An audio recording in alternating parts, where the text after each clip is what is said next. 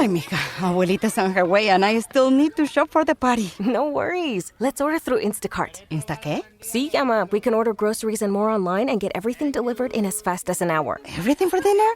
Carne, tortillas, limas, plátanos. Claro. Anything else? Just make sure the plátanos are ripe. Get groceries delivered same day with Instacart so you have more time for family. Visit instacart.com or download the app to get free delivery on your first 3 orders. Offer valid for a limited time. Minimum order $10. Additional terms apply.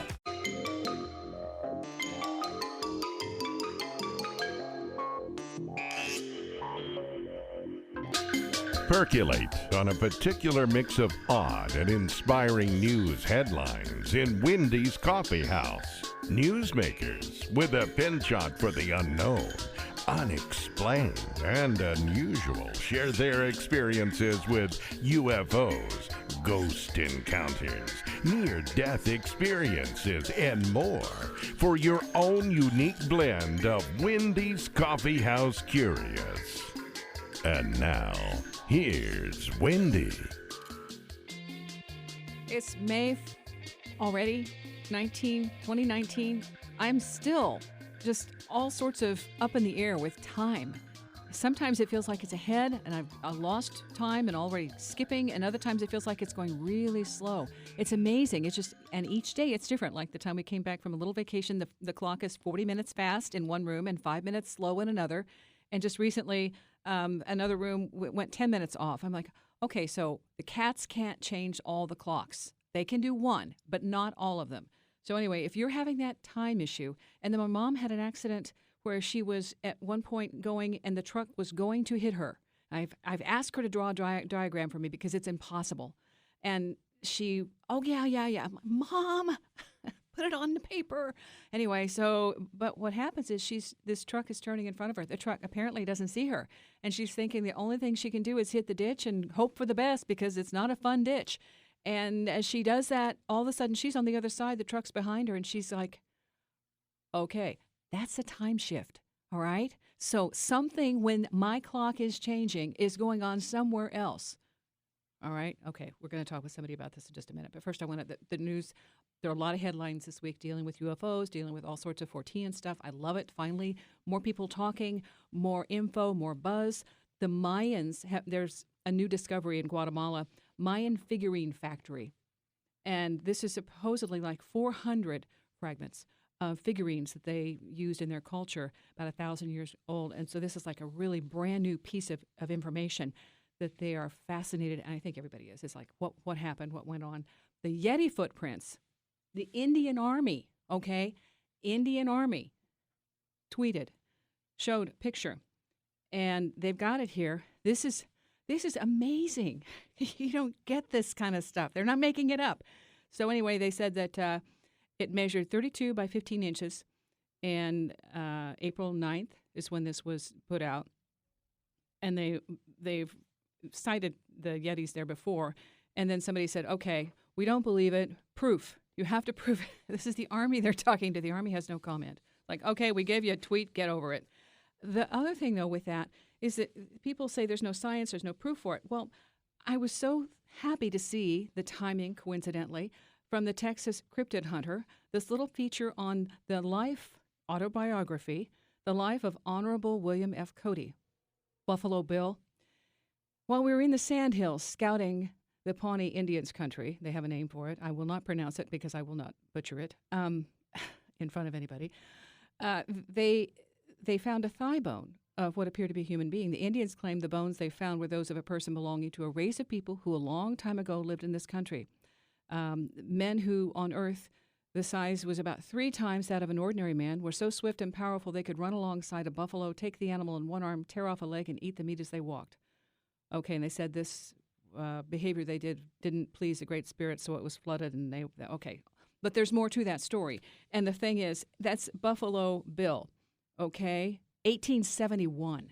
So these stories have been around for a long time. Yeah, we have no proof, and there's some people who think they're interdimensional, transdimensional, and I have seen evidence, what they call the Sasquatch evidence, down when we went to the trip to Mena, Arkansas. It's fabulous. I wanted to have somebody talk about all these different things that are going on, these paranormal things that I experience on a regular basis, and other people who aren't afraid to talk about it share their experiences. So, and first I have to determine, the book is beyond reality. evidence of parallel universes. That gives you an idea which direction we're going. But I don't know if I call you Dr. Shelley or how Shelley. And I like the way this name could be said care. That's what some of the relatives call it, care. Okay, So. Kaehr, just for people who are listening and don't know what I'm saying. But I think Shelley cares. I think it's perfect for what you do. Yeah. Okay, so it is. So is that the right Dr. Shelley or Shelley or? Yeah, just Shelley. Okay, perfect. Shelley's good. Okay, and that's just with this book, you cover all different types of experience. It's just not one thing. I was fascinated by the dream stuff, but also by the initial dream that you had and that you shared with a friend. I don't know, wherever you want to start is good. So, gosh, Wendy. Yes? You just reminded me of something. Good. This is so cool that I have never even talked about yet on the radio. It's so weird, and it has to do with this book. Okay. And also about your cats. Cats do a lot that we don't know. So maybe they did reset your clocks. Anyway, Yes. I had to go there. Oh. Okay, so this is everything. I guess the thing is, I do care, and I've always been wondering, why can't we be happier on this planet? And I think that's a question that's in the forefront of a lot of minds right now. Mm-hmm. And so all of my books that I've ever written are usually about some personal thing that's happened to me and that I'm seeking answers. And so in Beyond Reality, which came out in the earlier 2000s, I had a really dear friend. I was doing energy healing professionally at that point, and I had a dear friend who had a lot of chronic illnesses, and we became very dear friends. And well, it's all so far out, but I knew that I had known this person in my prior life before. I was born in 1967, but prior to that, I have had a regression where I lived in New York City, and I think I met this exact person, like who he was on this planet. And he had a lot of health problems, and I kind of felt like I had a soul contract to help him because he had helped me in the past. And so we became great friends, and one day I had this really very vivid dream that was beyond, some dreams are beyond what you could even call a dream. And Yes. I personally believe they are happening out there somewhere. So in this, quote, dream, he and I were driving in a taxi cab down a 2-lane road on some island space, and I was sitting in the left seat in the back looking out over my left shoulder at the ocean, and he was sitting to my right, and to the right there were all these really high mountains, and it was in a place that I had never been before. And so at some point, the cab stopped, and he hopped out, and I went on, and I was dropped off at this place where I had a job, and I knew all these people. It was really weird, and it just went on and on and on. And so, of course, the next day I woke up, and I thought, wow, that was special, So I gave him a call, and I told him about it, and he goes, I had the same exact dream. You dropped me off, and then you never came back for me, so I waited for you for a long time. And so I just asked the question, which was kind of meant as a joke, which is a lot of how a lot of my books begin. I hate to say it. But, gee, man, this is really wild. I wonder if you and I are living together in a parallel universe. Yeah. And so then I was doing past life regressions because that's one of my great passions. I'm very interested in that, and I've always believed in reincarnation. So I started experimenting, and this is what the book Beyond Reality is about, just taking clients with this idea that perhaps we could pop off into other worlds where we are simultaneously existing. So that was one aspect. Like, am I living now in Dallas, Texas, and am I also living a life in New Zealand, which is where somehow this islandish place, it came to me that this was in New Zealand. Mm-hmm. And so then there was a lot of different experiments I did, and the results were quite baffling. But the thing that came up a few years ago that was so mind-bending that I've actually never shared before on the radio, so I'm glad you reminded me. Yeah. I wish I had thought of this earlier. No. It's all happening in the proper universe, Wendy. That's right. Okay, hey. You know how that goes. I'm on that. that. So what happened, this is really wild, but I had written a series of books a few years back and coined a term called supretravy, where the soul visits a place in, briefly, it started when I went to Key West, Florida, and I became gravely ill for no reason, and then I had to go back a couple months later, and so I thought, why don't I just have a past life regression, because maybe this isn't just the allergens there. And I found that I had passed away there, and so I believe that all souls, after I started interviewing other people, when you go places, and you don't need to go anywhere exotic. You could go to the the next town over and have this happen. But you have a spontaneous memory of things that have happened to you in past lives. Okay, hold on, because we have to take a break. We're going to come back and pick this up. Okay, this is really cool. Yeah, past life lady. Okay, Shelley Kerr is my guest. We're going to come back with more. It's Wendy's Coffee House, KCMO Talk Radio, going into the great beyond.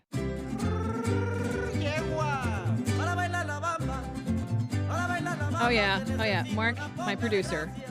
Cinco de Mayo, we've got to play the music. I guess. Shelley Kerr. The book is Beyond Reality. Now, we were getting into this thing that you remembered. Unfortunately, this is the first time we're going to kind of go back into what happened with your past, current, present, other dimensional experience. We cover all the bases. So you might want to pick it up, that word that you coined to talk about these kinds of experiences. Yes. So I wrote a series of books about a word that I call supretravie, which is where the person is trying to go about their daily business, and all of a sudden they have a very vivid past life memory. Mm-hmm. And so therefore the person doesn't need a past life regression to uncover the memory, but sometimes they need a past life regression to heal the memory. Okay. So that all had been going on, and during this time, when I had been visiting Key West a lot, I'm fascinated by traveling because I feel like we want to go find the places where our soul has lived before. So I bought a travel agency, which, thank you, Lord, I sold last year because that was a lot. So I have some friends helping me with this now because I was doing it all myself. But during the time I owned the agency, I had normal people would get a group together to go like to the Caribbean, but because I'm insane, I decided to get a group together to go on a 33-day odyssey from Hong Kong to Auckland, New Zealand. Oh, wow. Yeah, I'm out of my mind. So wow. Basically, it was separated into two pieces, Hong Kong to Sydney and Sydney to Auckland. Mm-hmm. And so what happened was when I came back, I never really said a lot about the trip because the minute we got on our ship, the ship was having mechanical troubles. And during the first leg of the trip, we had to miss a lot of ports, and there was actual rioting, and they had to get armed machine gun guards on the ship and stuff like that. Wow. That's another book, my friend. Yeah, but for another Odyssey day. is good. But then what happened was I had one group on the first leg, and then some ladies were going to come into Sydney, and we were going to go cruise around up to Auckland, New Zealand, and hit all the glaciers and all the good stuff. Mm-hmm. And okay, so why does this have to do with Beyond Reality? Because in Beyond Reality, for some reason, I had this knowing that my friend and I were riding in a taxi cab in a place called Dunedin, New Zealand, which is in the South Island, and it's right around all these glaciers. And so one of the reasons why I wanted to go on this trip is because I want to go to Dunedin, New Zealand, and see if this is the same place that he and I rode in the taxi cab together. Okay, yeah.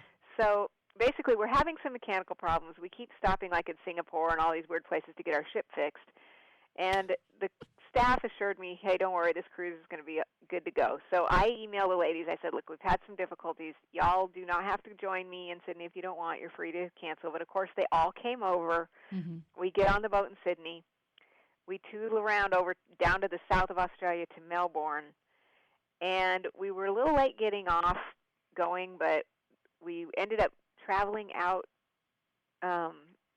into, the port outside of Melbourne apparently is one of the most dangerous in the world. You've got Antarctica coming up from the south, blasting this frigid air, and it's very hard for the ships to navigate. Mm-hmm. So we buzzed out there.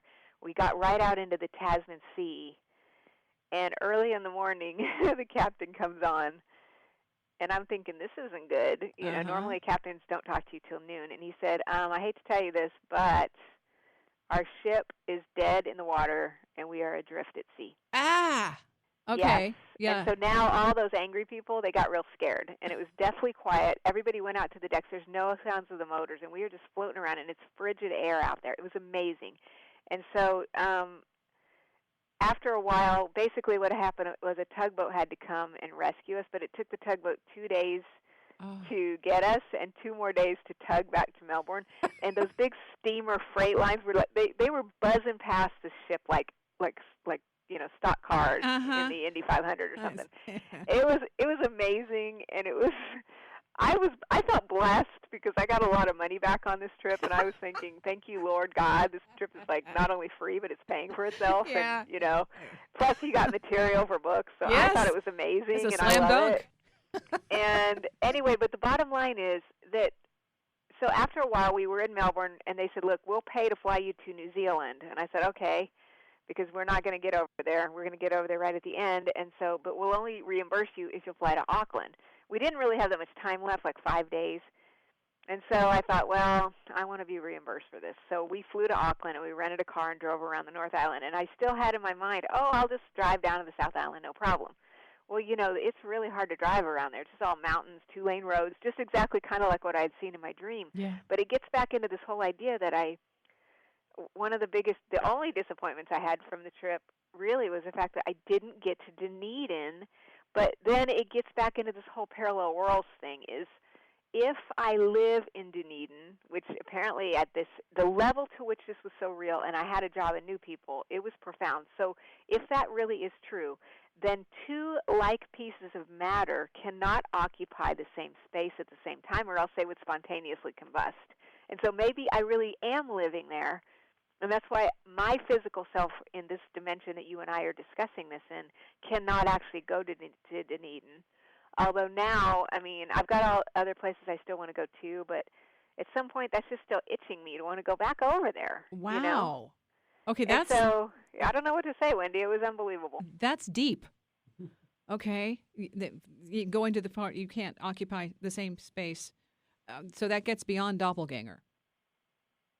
Yeah, one of the case studies in Beyond Reality is a dear friend of mine who was she was kind of my scientific consultant on that book. God rest her soul, she just passed away about 6 months ago, and she's somebody who I just loved dearly, like a soul sister who I've known for thousands of years. Mm-hmm. And she was, in that book, Beyond Reality, there is a case study where she and her husband went into a restaurant, and she looked across the restaurant and saw her and her husband sitting across the room. Okay. But they had aged a little bit differently.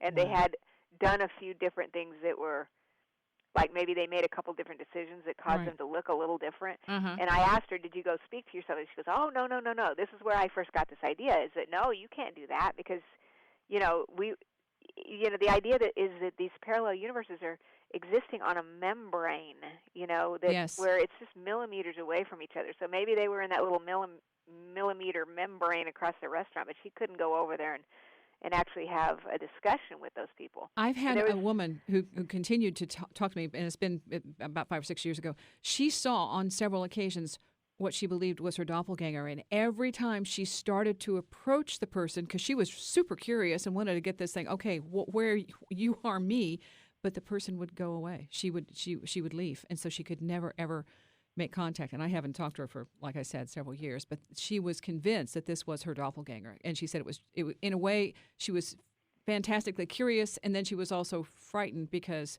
why was that person, showing up and not letting her connect? And it was just a mystery. I've had something like that also happen myself, which I also hadn't thought about in years. But years ago, my aunt thought she saw me in Seattle. And it seemed like somebody else saw me there, too. I can't remember who it was. And so this friend of mine and I were going to move off to Seattle, and I went over there. I actually took all my stuff. This is when I was crazy Shelley, but I guess I haven't changed much. Unfortunately. Or fortunately, I don't know. Yeah.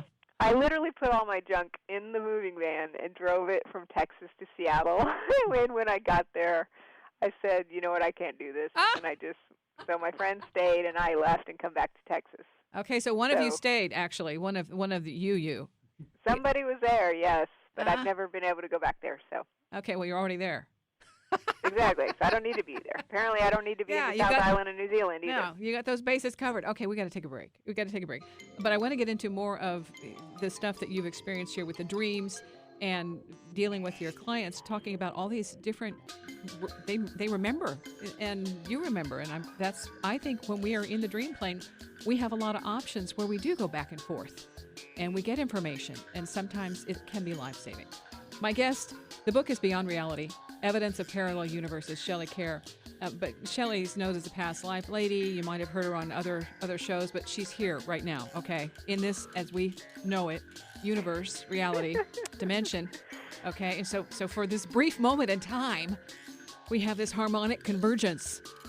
And actually, that's going on all over the place. So maybe we should touch on that in the next break. Shelley, don't go anywhere. And we can bring up cats. And my mom. And we got lots of stuff. Stick around. It's Wendy's Coffee House, KCMO Talk Radio. Where's that music? Cinco de Mayo? Are we? Yeah. Okay, we'll go there.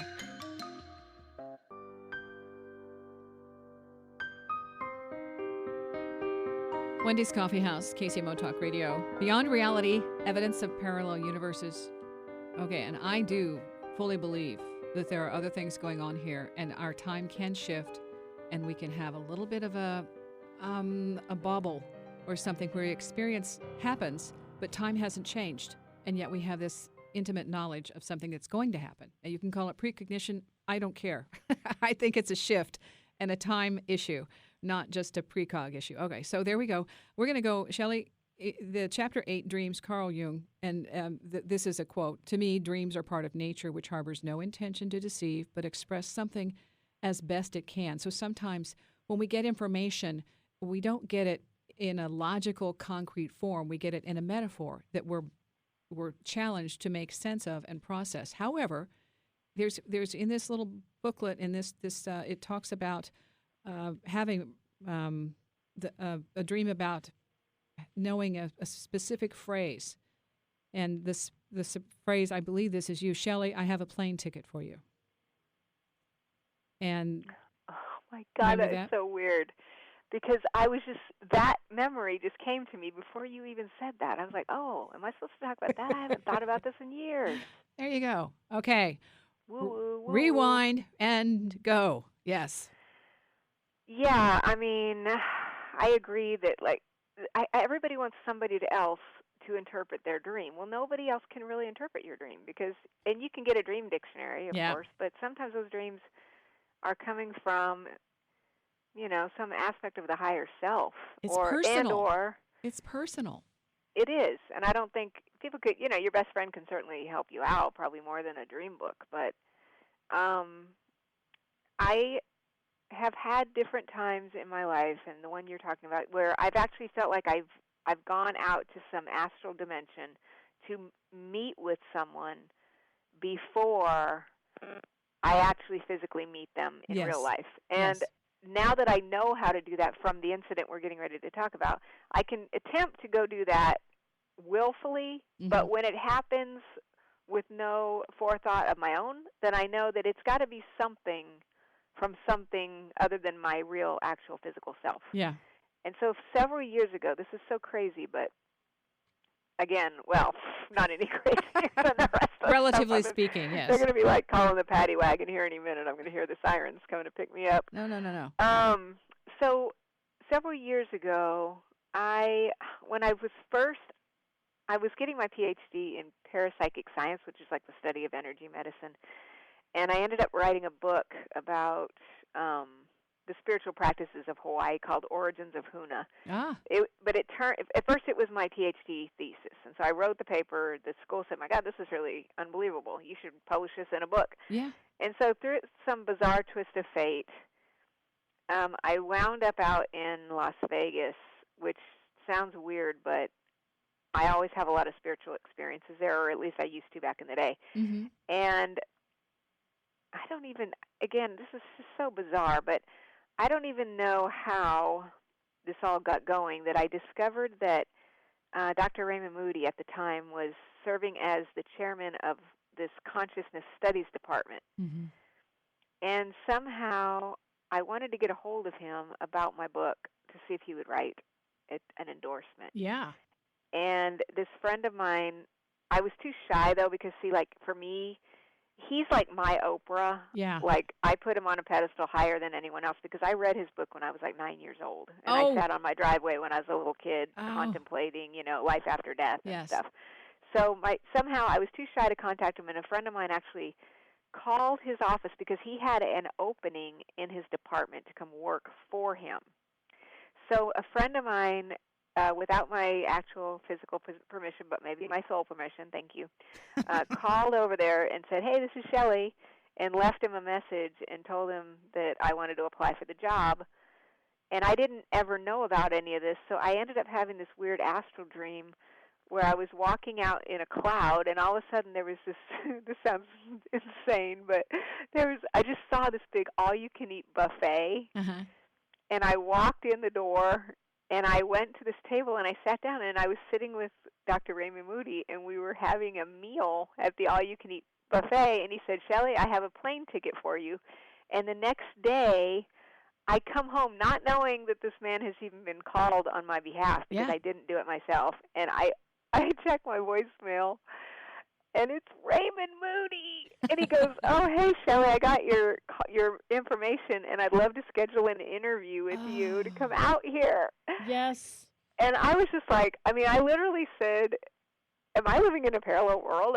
I almost passed out, from sheer admiration and shock.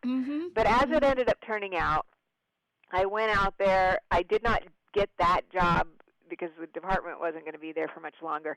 But we became friends, and he endorsed this book that I wrote called Origins of Huna, and he wrote the foreword for it. And then he endorsed Beyond Reality and a lot of my other work. Yes. Because him and I ended up going on a tour together, and we used to hang out and do TV shows together and stuff. I'm on his newsletter list right now. He and Kenneth Ring, they've got the joint newsletter thing, and I'm part of that. Kenneth Ring says he's done doing interviews, but he liked my request.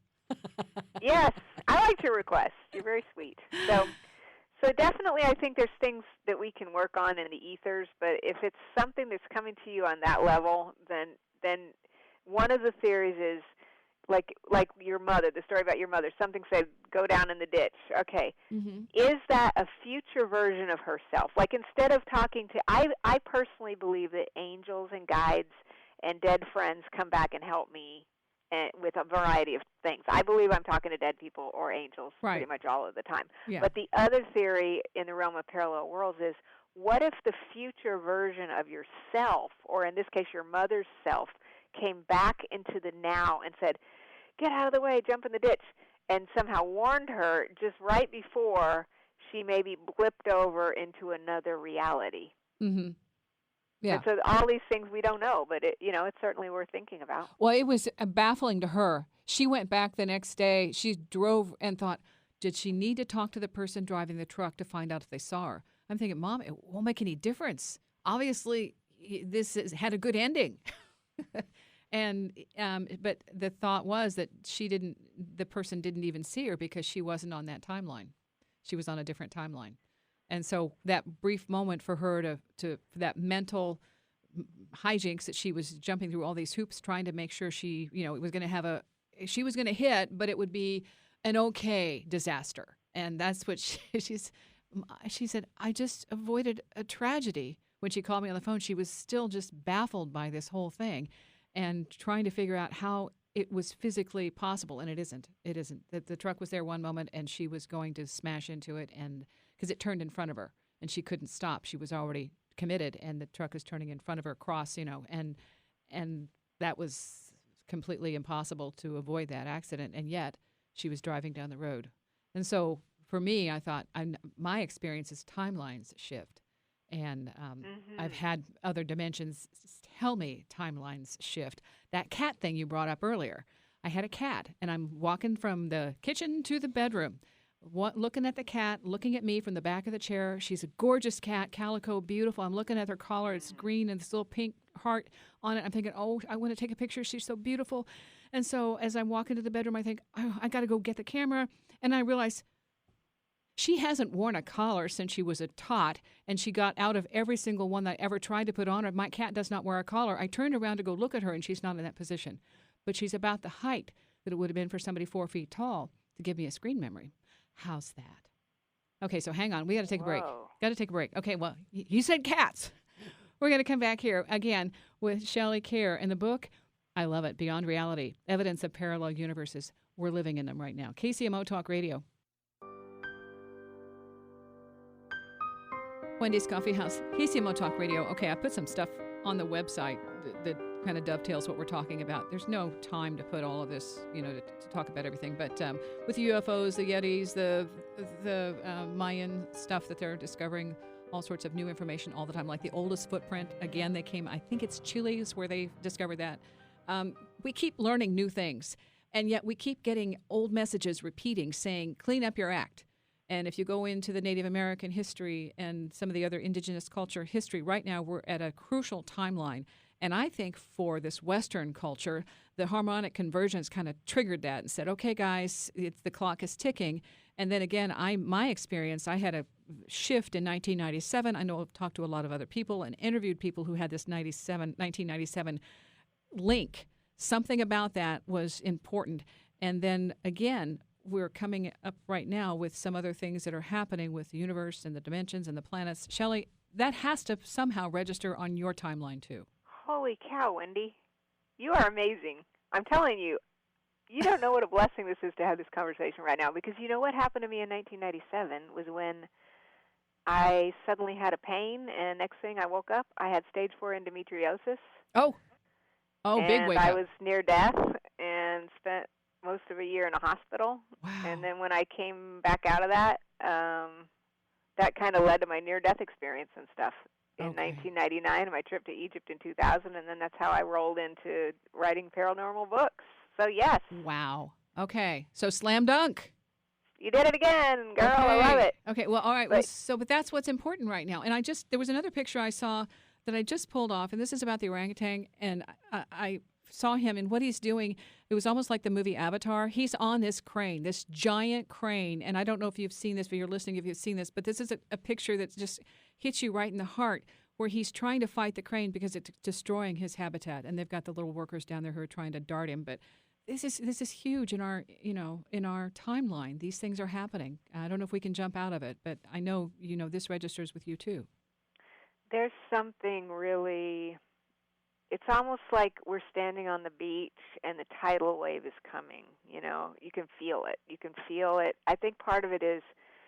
I don't know about you, but it seems like for the last 10 years, we've been in some kind of really down cycle where a lot of us have a lot of the people that I know in the spiritual community, and myself included, when technology started getting really popular, I was really against it, and I ended up, everybody said I was a complete idiot, shut down all my Facebook accounts and turned my phones off, and basically became a hermit for several years. Mm-hmm. And everybody told me I was an idiot. I had thousands of people on Facebook and stuff. I said, hey, this isn't real. This is a detriment to society. Nobody wanted to listen.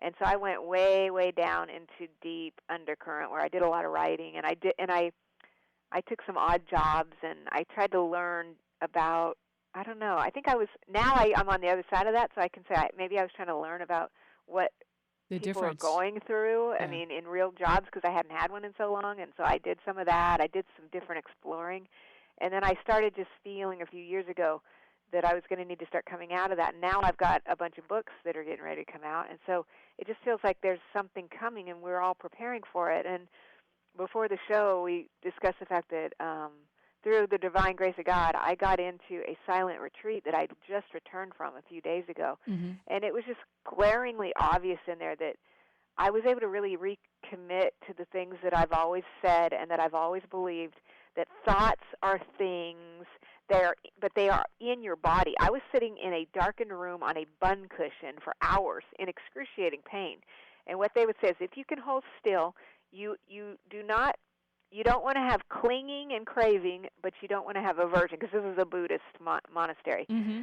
So when you're sitting there in pain and a pain's coming up, you're supposed to not go, and fight against it, but just go into the pain rather than running away from it. And eventually the pain would lift up off my body and would go, and I mean, I'm telling you, then a memory would come up. Sometimes they were from past lives. Sometimes they were from things that happened. the babbling chatter in my head. Yeah. We would get up at 4 in the morning to the gong and go meditate 8 times a day and go to bed at 9:30 at night. It took 2 solid days for my mind, and I meditate daily. I've been committed to transcendental meditation for 15 years now. Mm-hmm. So it's not like I don't meditate. Right. But I'm telling you, it took 2 solid days of that until at the end of the second day, finally, I felt like I was actually back in my body. And I'm telling you, Wow. we have got to unplug from these phones. Yeah. We have got to unplug from these phones. They are the reason why people are unhappy and killing themselves. You know, I can definitely understand why that's happening, but this is an illusion, folks. We've got to Yeah. get back inside of our actual bodies and not out floating around in the ethers, because we need to be here to do the things that you're talking about for this planet to make the shift that we all have been waiting for. We thought this was going to happen, and then we've dropped the ball for a decade, and we're here, folks. It's happening. And it is. It's amazing. And for people, there are a lot more people having paranormal experiences, at least in my realm, and telling me, I've got a ghost. I experienced this quantum, I made a mind shift, and I had this incredible epiphany, or I've had a near-death experience. And all of a sudden they're realizing there's stuff out there that they never even thought existed, let alone talked about, because, why talk about fiction? Well, now it's front and center, and these things are giving people some room for, well, what is real? How is this affecting us? And why now? Why now? What is different? And I think it's the overwhelm of all of the news, all of the stuff that it's a constant banging on the door. Well, eventually you kind of disengage from that and find something better to do with your time, because it's like the little, all it is an echo. And you know what happens with echoes? They're not real. They're not real. Mm-hmm. So if you come back in and say, okay, what is real? And the real thing is your thoughts, your mind, your reality, how you are engaging your brain to connect with reality. And as soon as somebody gets you off the mark, then you're powerless. But if you go back and to say, that's not my reality, then you gain your power back. And that's what you did with your retreat. But it took you 2 days to go, okay, let's get rid of the flotsam, right? And then all of a sudden, there, you got rid of all that mental clutter that was in there. But when you're talking about that attached to a pain, a feeling in the body, I believe the body stores memories, not just from this lifetime, but from past lifetimes until we work it out. Does that make sense? I've always believed it, but I felt a few thought forms come off, but not to the level of what I've just experienced. So now there is absolutely no doubt in my mind that this is real. 100% real. That's the way it is with other paranormal stuff. When a person experiences it for the first time for themselves, not just somebody else saying, hey, this happens, or this is real, or you should believe it. It's like when they first have the encounter and something blows their mind, and an NDE or an OBE is one good way to get into that. Then it's like, holy cow, why don't they talk about this stuff? This is cool. Exactly. So, okay, so where are you going next? You've got more books coming out, and if anybody, you still do past life regressions or therapy work, right? Yes, and I'll have some more past life books coming out. Yeah, I do past life regressions. I've been doing a lot of, people want a lot of Akashic record readings now. Yeah. I guess they want me to tell them their lives. The reason why I like regression is because you go experience it yourself, exactly what we're talking about. Mm-hmm. But the other thing I do is I do record readings, and for some reason, a lot of people are wanting those right now. I don't know what that's all about. Media. Maybe it's Media. Media. Okay. Well. Yeah, I think that's the trend, and somebody sees that, and then it just goes, bzzz, and everybody has to have one. Okay, so but you also work with the Edgar Cayce Research Foundation, right? Edgar Cayce. Yeah, because for a long time I've been doing, books on gems and stones. Yes. And the power of stones. So I've had a couple of books come out from them about that, and then I've got another new book on energy healing coming out from them soon. I work with stones stay too. tuned. It's like, dang it. Lapis So much to talk about, my friend. I know. Okay, well, we'll have to reconnect, all right?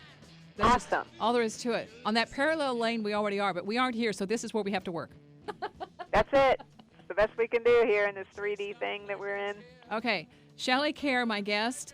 Beyond Reality, that's the book we're talking about, Evidence of Parallel Universes. There are more books, and you can check it out. Just go on her website and find out more. In the meantime, though, remember, you are here, now. This is what counts. Get curious. Open a window, a door, open your mind, and say, hello, there's your doppelganger. Till next time, see ya.